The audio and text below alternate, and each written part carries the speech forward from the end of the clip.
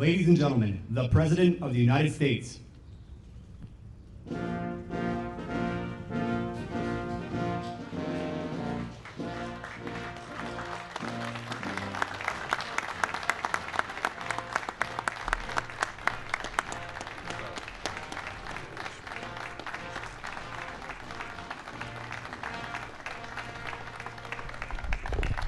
At ease. It's a beautiful day. What a great group of people. Star athletes and stars in every way. It's an honor to have you at the White House. Today it's my honor to present the Commander-in-Chief's Trophy for the second year in a row to the Army Black Knights.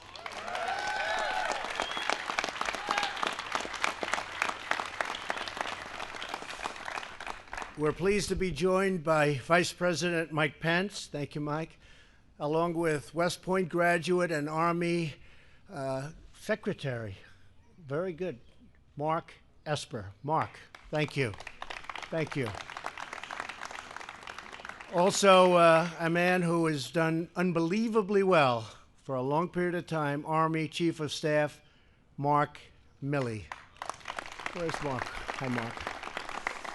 And Sergeant Major of the Army, Daniel Daly. Thanks also, thank you, Daniel. Thank you, Daniel. Also, thanks to members of Congress, Mike Conaway, Trent Kelly, and Steve Womack. Thank you, fellas. Thank you very much. Thank you. I especially want to welcome West Point Superintendent, Lieutenant General Darrell Williams.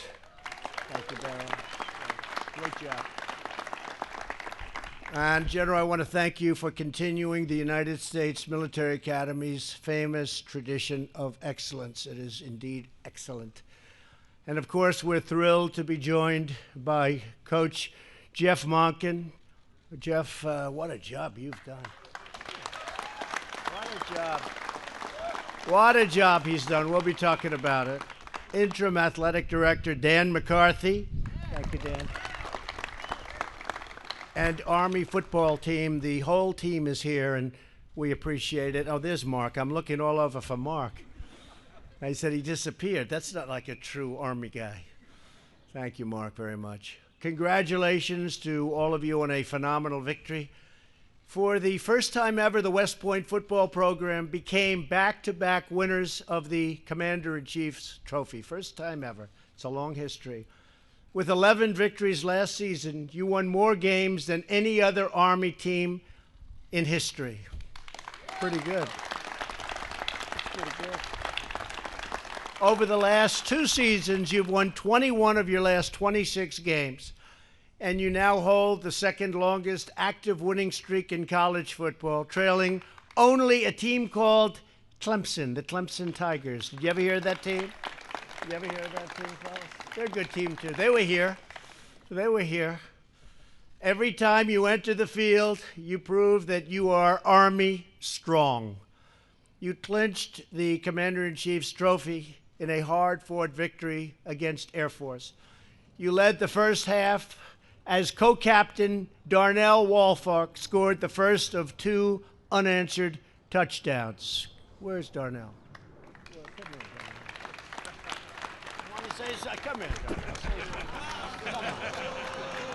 Come on, Darnell. On behalf of the Army football team, I just want to thank everybody for coming out.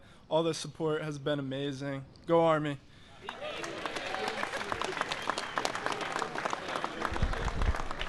Good player. Then Air Force came surging back, closing your lead to only 3 points. Well, that's not good.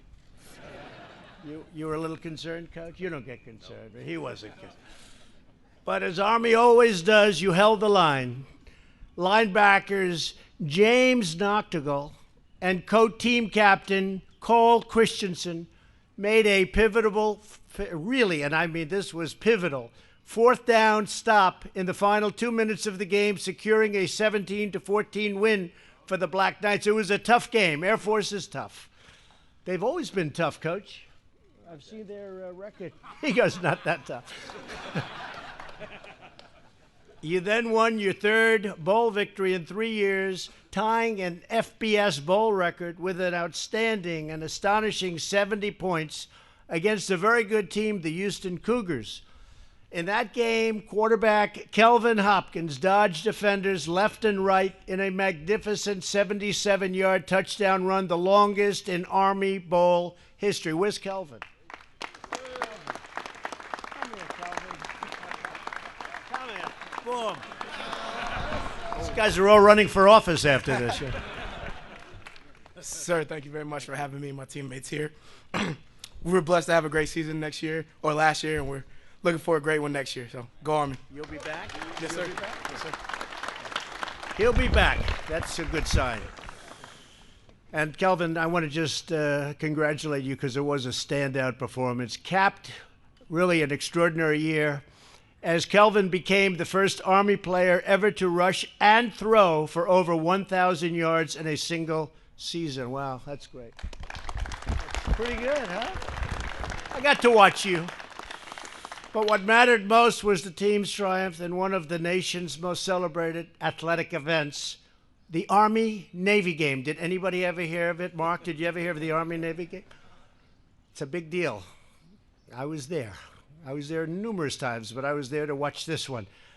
You took an early lead and held Navy scoreless for 3 quarters. For 4 minutes into the fourth quarter, Navy's quarterback, an outstanding player, was at the 7-yard line getting ready to go into the end zone. He was ready, right? He was ready. You weren't ready, but he was ready, right? You weren't ready. In a play that ultimately saved the game, defensive back Jalen McClinton raced in from the side and knocked the ball loose from an Army recovery. You got it, Army recovery. And I think the name of that player happened to be James Gibson. Where are those two guys? Come on down, James. Come on. Come on. Come on. You saved the game, I mean, in all fairness. Boy, they must like you. Do you guys like these two guys, I guess, right? You're lucky they're here. Right, Coach? Say a few words. Go ahead, fellas. Just again, thank you for your support and thank you for having us here, Mr. President. You know, it's been a great opportunity to be here. Thank you. Thank you. Great job. Great job. I'd just like to thank all my teammates. The brotherhood is really special, so go Army. Great job. You're so lucky they were in that game, fellas. Could have been another story. Could have had somebody else here. That would not have been good, huh? Good job. That hit stopped a Navy touchdown in its tracks, and Army won by a single score. Jalen and James, way to go. And I was at the game, by the way. And, you know, I was so impressed when I was at the game. I mentioned this to the coach, and it's a big deal. I hope it doesn't become the story, but it is a big story because I'm going to look at doing a waiver for service academy athletes who can get into the major leagues like the NFL, hockey, baseball. We're going to see if we can do it, and they'll serve their time after they're finished with professional sports. And that'll make things, can you imagine this incredible coach with that little asset? Because I would imagine that would make recruiting a little bit easier. Yes, sir. So we're going to, on behalf of the coach, who's a tremendous guy, we're going to look at a waiver for the service academies. They'll serve their time after. I think it sounds good, right? I think it sounds good. I've always watched. It used to be 5 years and 4 years, and it's a long time. That's a long time. Now it's 2 years, but it's another 4 years, 4 or 5 years that you have to do things. So they'll serve it afterwards, Coach. Good luck, Coach. If you win again, which I know you will, you'll do it without, but good luck. I think it's a great idea. I think it's really fair, too. From 1997 to 2015, Army won only 4 games against other service academies. Think of that.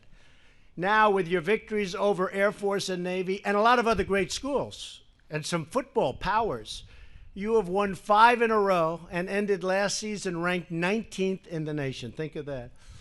Coach Monken's record of success earned him the prestigious George Munger and Vince Lombardi Coach of the Year awards. And, Coach, I just think it's an amazing job that you've done. And I really want you to come up and say a few words, Coach, because a few people have been able to do in the coaching world what you've been able to do. And you did have that little bit of a restriction. Some people would call it a lot, and you still always seem to win. So, Coach, say a few words, please. Shall I do my whole speech now or just a few words? You do whatever you want. Yeah, do the whole thing. Okay, very good. Thank you. Mr. President, on behalf of the Army Football Brotherhood, the United States Corps of Cadets, West Point's Long Gray Line, and all of the brave men and women who proudly serve in the United States Army, the United States Army Reserves, and the Army National Guard, we thank you for inviting America's team here to the White House, to our nation's capital, once again for the second straight year to accept the Commander-in-Chief's Trophy, which we consider the most coveted award in college football. It's a privilege and an honor for us to be here with you once again. These young men and their classmates in the Corps represent our nation's very best. Their commitment to put country before themselves is what sets these men apart, and it sets them apart from common men. And it's the same commitment that they have to each other. Jalen McClinton mentioned the brotherhood and how special that is. There's just an incredible loyalty on this team and a commitment to serve this team, and that's allowed them to experience record-setting success in a program with an already unbelievable football history, the national championships and the Heisman trophies and the great teams that people have talked about. It's unbelievable to have a team like this join the history of Army football. It's a tough team, and these are tough players, tough bunch of guys. They fought their way to 11 wins, and as you mentioned, 21 wins in the last 2 years. Our 20-plus seniors have led a resurgence in Army football, but what makes me most proud is the commitment that they make beyond the field, the accomplishments still to come for this group of young men, as each of them will serve as officers of the United States Army. As most college football players prepare for upcoming seasons while earning their degrees, preparing them for a career beyond football, ours also prepare to fight our nation's wars. In a speech to our Corps, Army Chief of Staff Mark Milley said, "You came here to fight, and fight you will." I love that line. And just as this team fought this year against opponents who wanted to take their place on the victory stand, they'll fight against those who want to take what's ours as a nation and stand. These men, those that stand on the side over here, everybody in a cadet uniform, all their classmates back at West Point, they're going to stand in the gap between freedom and those that want to take it from us. And I'm most proud of that, of this football team and of our academy. These young men represent all that our nation expects of an officer and a West Pointer, the best of the best, warriors, gritty, determined, disciplined, resilient. These are the same qualities expected in a championship football team, and they are CIC, Armed Forces Bowl, the Lambert Trophy, and the national champions of toughness, what we call the last of the hard. Mr. President, thank you again for hosting this team and this incredible trophy. It's our great honor to be here as your guests on brave old Army team and beat Navy. Thank you, sir. Thank you. Appreciate it. Thank you very much. And I was telling some of the incredible talent behind me, we were taking pictures in the Oval Office right behind the Resolute desk. That's been around for a long time, a lot of great presidents. And we were talking about our country, how well our country's doing. And we've increased the military budget when I first came in from way down to $700 billion, Coach. $700 billion. You could do a good job with that. And then 716, and now it's even going up a little bit higher. We'll soon have the strongest we've ever had, even proportionately the strongest military that we've ever had. And our country, needless to say, is doing fantastically well. We're setting records, over 100 days of stock market wins, meaning the highest in history. Over 100 days we've had of stock market wins, and our unemployment numbers are the best in 51 years, and for certain groups, African American, Asian American, women is now 71 years, but the other groups, and Hispanic American, historic lows on unemployment. History of our country, the best we've had. So we're very proud to have everybody with us, and I have to say, as president, I have no greater honor than to serve as the commander-in-chief of America's Armed Forces. I'm very proud of it. I know that all of you are a great football team, but it's not only a football team. You're the future in the United States Army. So important. And I'm very proud of a man named Mark Milley, who's sitting right here, because he's done a fantastic job. And come here, stand up, Mark. We introduce you, but you don't like to stand up.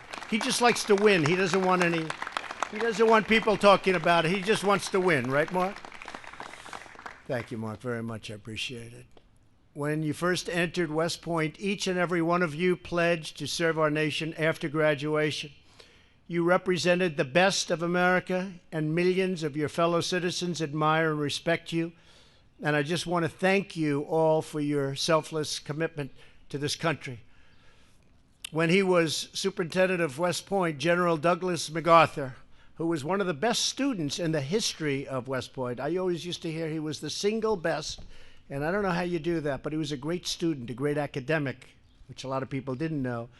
He made athletics a mandatory part of the academy curriculum and set a clear goal. Every cadet an athlete. That's what every cadet an athlete. Some things you can't learn in a classroom, and at the United States Military Academy, you push yourself to the limit in body and mind and spirit because you play for more than a trophy. The lessons you learn on the football field will help you to lead on the battlefield.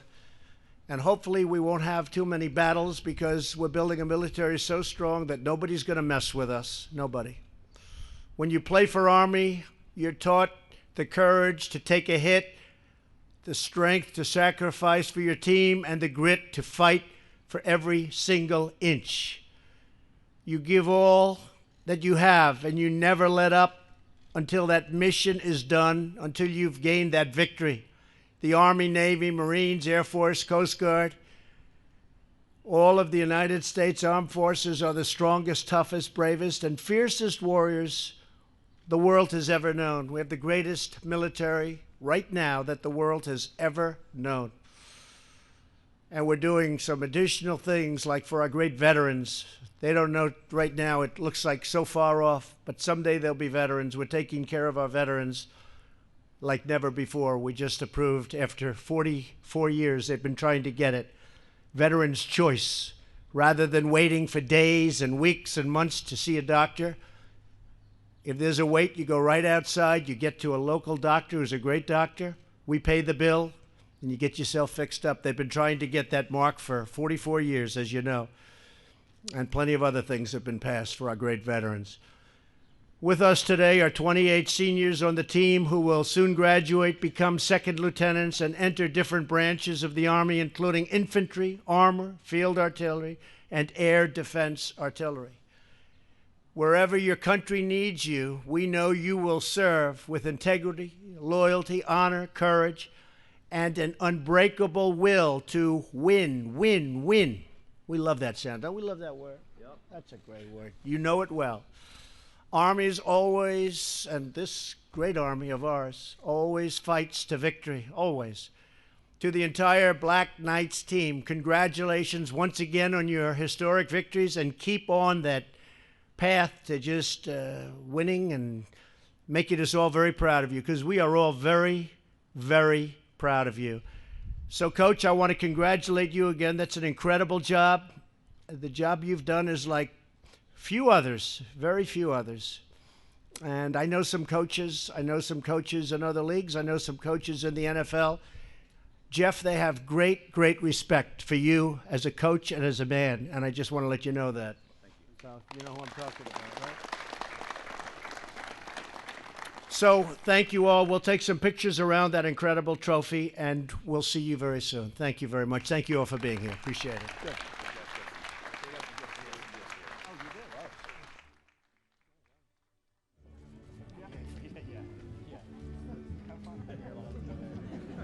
Such a privilege for us to be here, and we want the president wearing Army black when we go into next season.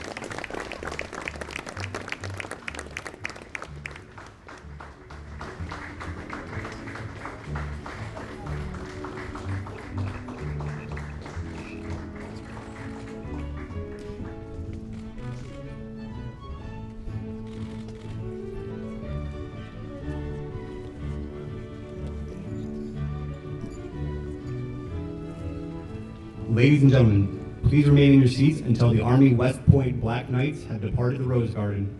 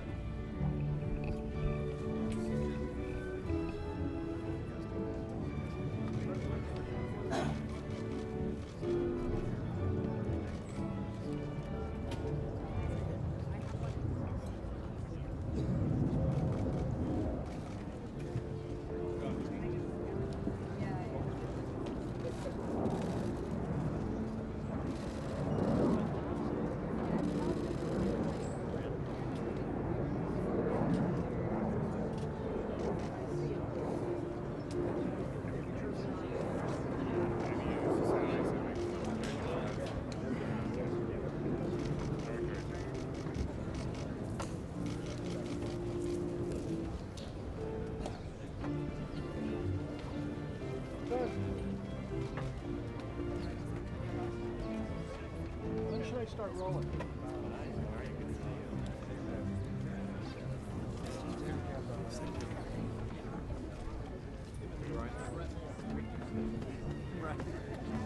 Yeah, not, yeah, that's certainly, yeah, right.